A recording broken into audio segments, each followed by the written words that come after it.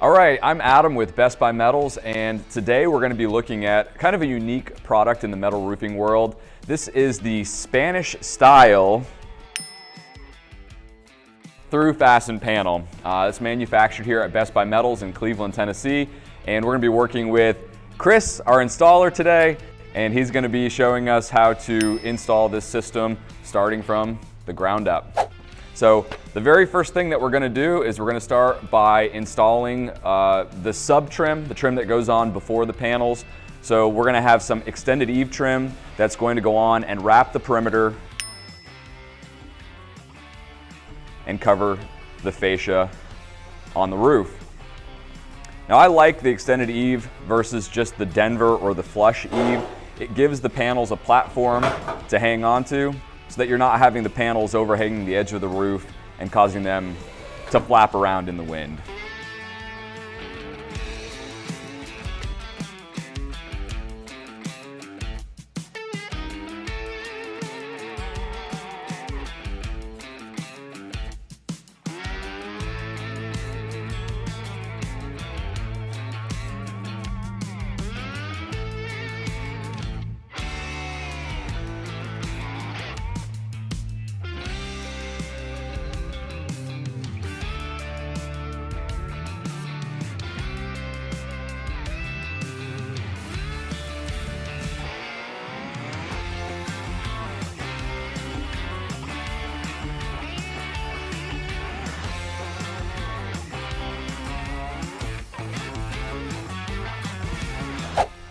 So right now, Chris is installing what we call the eave starter or the Stile starter. And this is really just a piece of trim that's designed to help ensure that the panels are run square to the eave.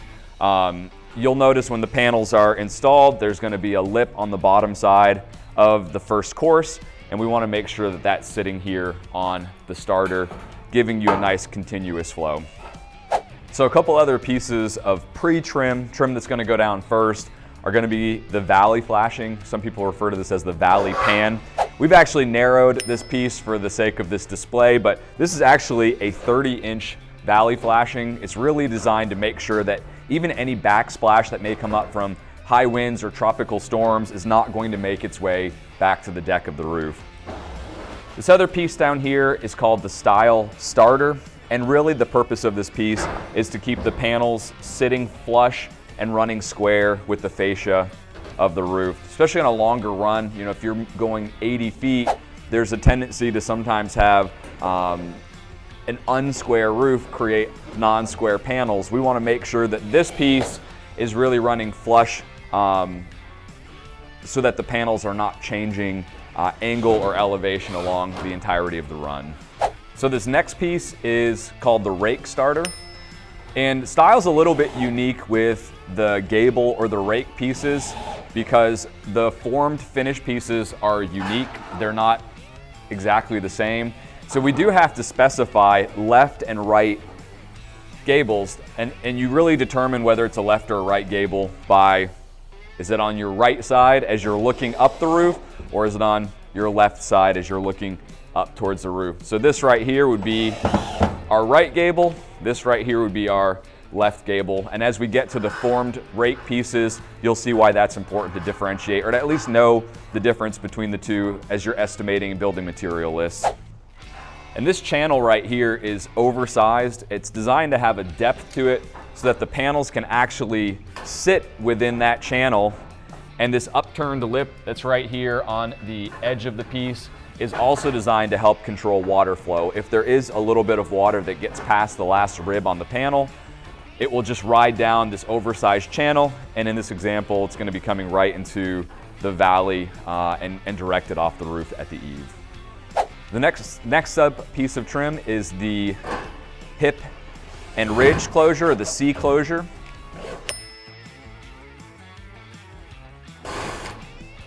And because this piece is going to be visible, or parts of this piece may be visible from the ground, like this is a hip right here, it's possible that somebody standing from the ground can look and see. We actually reverse the color and we put the color on the inside of the piece to help make sure that anything that's exposed to the end user, to the customer, is going to be color coordinated with the roof.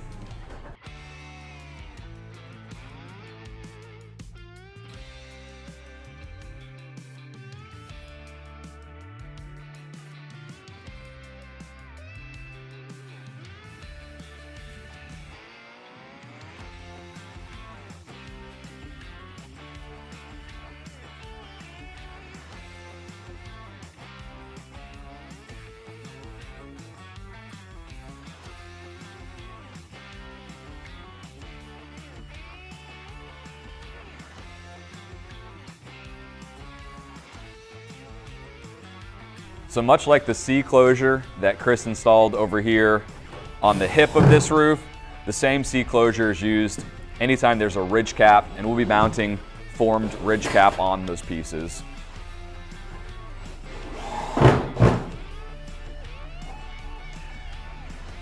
Now keep in mind, this is just a sample deck. Obviously we'd want to make sure that we have synthetic underlayment. We want to make sure that in the valleys we have our ice and water shield. Really even along the perimeter of the roof, we want to make sure that ice and water shield is used to catch any of the final drops that might make their way through the system, especially during high winds, heavy storms.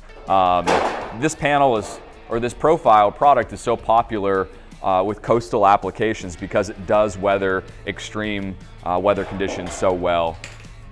Another thing that you can see with Chris handling this panel, if anybody's ever worked with real clay tiles or with cement tiles, they're not flexible. You can't move them. And maybe when you're installing them, they're brittle and they break, or maybe when a new home is settling after the first few months of being built, you have a roof that's shifting and moving slightly with the settling of the structure, and you can have cracks and breakdown in real clay or cement tiles. Going with a metal option gives you the malleability and the flexibility of metal without sacrificing durability.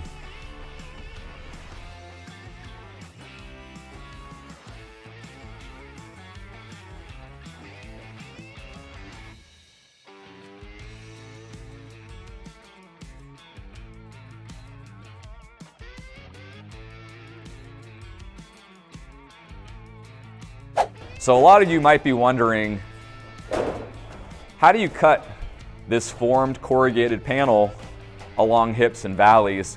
Well, we're gonna have Chris show us exactly how that's done here in a minute. And any roof, whether it be the Stile system, whether it be tough rib or standing seam, there are some great tools that will help ensure the system comes together relatively quick and easily. And we'll talk more about the turbo shear application. So you've got your panels. This is the second panel that's overlapping. You always, with Stile, you always need to start your application of panels right to left. Now that's different than from some of our other through-fastened systems because our other panels, there's not an upside and a downside. You can kind of flip them back and forth. But obviously with Stile, you have depth and step downs in your courses that demand that you actually go in one direction. So when installing the Stile roofing system, you do need to start on the right-hand side of the roof of any plane of your roof and begin working towards the left-hand side. And we use a special screw for the Stile roofing system. It's an oversized, long-life screw, and we partner with Atlas Fasteners on these parts. The system really, because it is typically exposed to tropical weather and tropical storms, the oversized number 14 screw does create much better wind uplift resistance and static uplift resistance.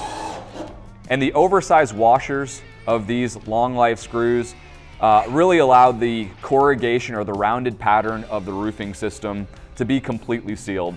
If it was a smaller washer or a thinner washer, in these valleys where we're fastening, you may have gaps. The oversized washer really helps with that.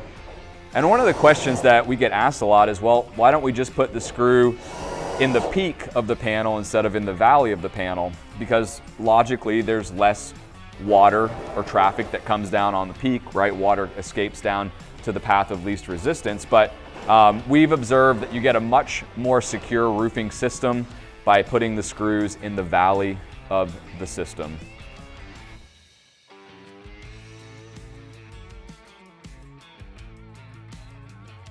That's a very common question we get from customers, like, wouldn't it seem to make sense that there'd be less water on the peak of the rib? And that is true, but what you have to see is what happens if you put a screw through right here. The head of the screw is now 1.5 inches away from the decking. And as the metal thermally expands and contracts, that head is moving, but so is the tip of the screw that's in the decking. Even if you have a very long screw, because the head is so far away from the decking, it's going to be moving a lot more than if it's right next to the decking. And that's what application in the valley of the pans allows you to capture, allows you to achieve.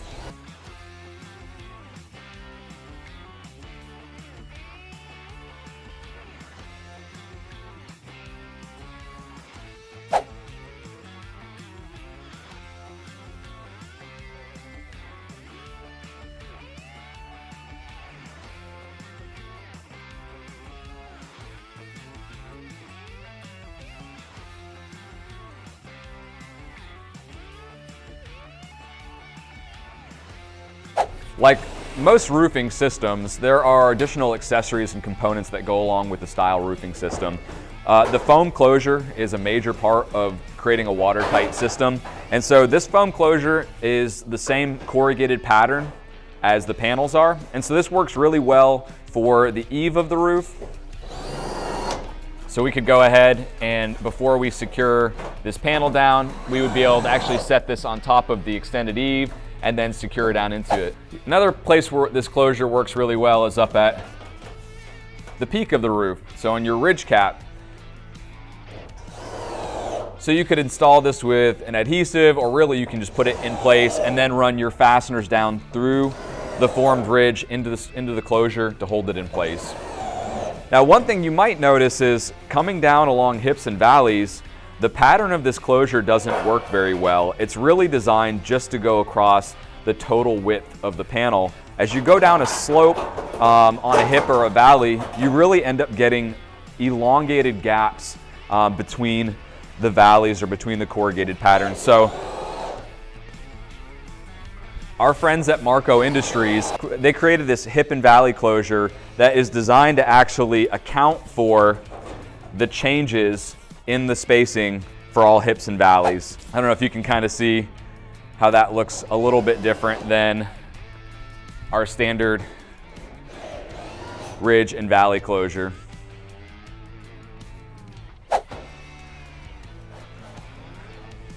So Chris is installing the formed rake pieces, and as we talked about, the left and the right rake pieces are actually unique. They don't have the same exact profile.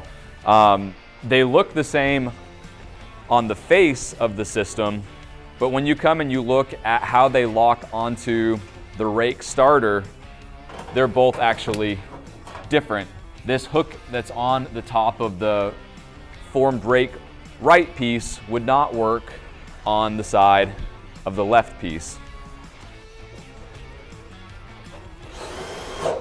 And similarly, the ridge cap doesn't work for a rake starter either. You have to have 3 unique formed pieces to complete this assembly. And so we've done some field fabrication to kind of cap off the edge of this ridge cap where it meets the tip of the gable. But there are these foam closures. I think there are. Chris, did you steal my foam closure?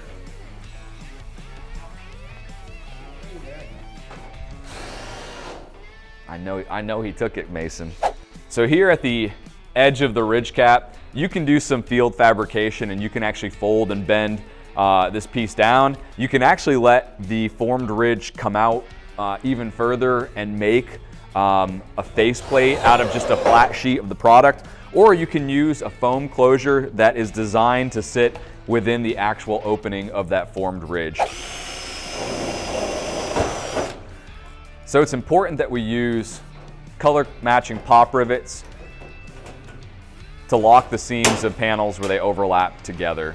The system works really well. It's very, very watertight, but we do want to make sure that any area where you have susceptibility to wind uplift is being secured as much as possible. So Chris is going every other course and installing a pop rivet.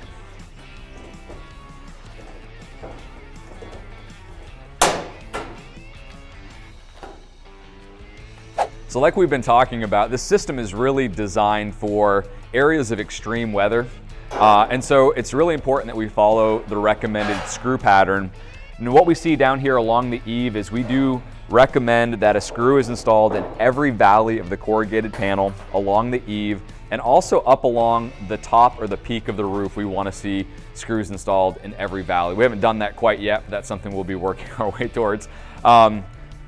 As you start working your way up the panel, you don't have the same type of wind exposure.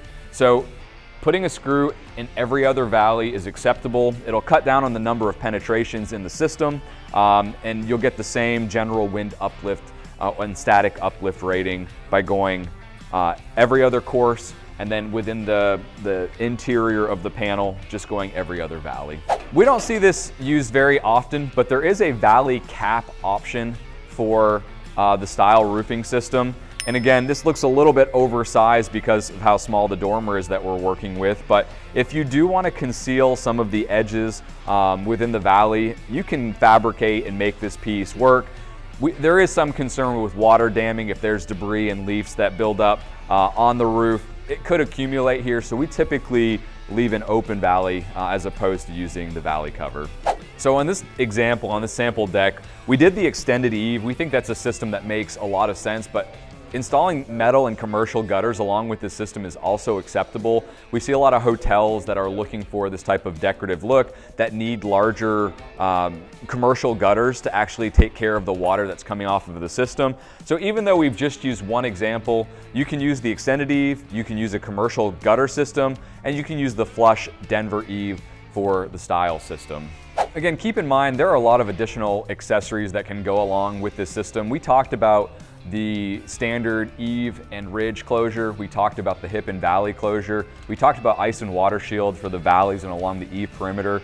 But there's also this application of caulking, where you have valley pieces that come together, really where you have any types of seams that water's gonna run over. You're still gonna wanna make sure that you're including the additional sealants that are required to create a watertight system. So even though we didn't use every component that's available, check out the installation guide, and there are some good information on what really should be used in each type of application or each part of the roofing system. So obviously this deck is only 5 feet long. These are 5-foot panels. The panels are available anywhere from 3 feet to 24 feet in length. They are in 1-foot increments because of the size of the course. Each course covers 12 inches. But if you have a run that's longer than 24 feet, that's not a problem. There's overlapping options that will allow you to capture a longer run. Again, many of the commercial applications we see for hotels, they're sometimes running panels that are 3 rows deep, and that's totally fine. And again, the installation guide will show you how to make sure to appropriately seal any type of overlap or extended run on the Stile roofing system. Now, this is a great sample deck, but obviously there are other applications that you will need to know about. Chimney flashings, skylight flashings, upper chimney flashings, parapet caps. All of these items can be found on the installation guide. If you go to bestbymetals.com and search the formed tile or tile option, you'll see the Spanish style roofing system is the first option that shows up there, and the installation guide will show you how to flash around any type of roof penetration that you may interact with, including pipe boots or pipes that are coming up. It is important to make sure that using metal roofing approved pipe boot flashings to ensure you get a watertight roofing system with the Stile roofs. Another thing to keep in mind is that what we've shown here, we talked about the extended eave being one option, the flush eave, and even the commercial gutter is an option for that part of the roof. But we also have a flat ridge cap, and we have flat or formed or box rake gables that are available. So even though we're talking about specific designs for this sample, there are other options that are out there. If you don't like the way the formed ridge looks, we can do a flat ridge just like you would see on a standard metal roofing system. Same with the rake. If you just wanted a box rake to go along this assembly, that's available. We do think the formed pieces look really good and create a unique appeal to the system, but you're not limited by what we've just done here in this deck example. And here we're gonna show the application of the turbo shears. Cutting these pieces is, it might look difficult, but Chris is gonna show you that it's really not that hard at all. Go ahead, Chris.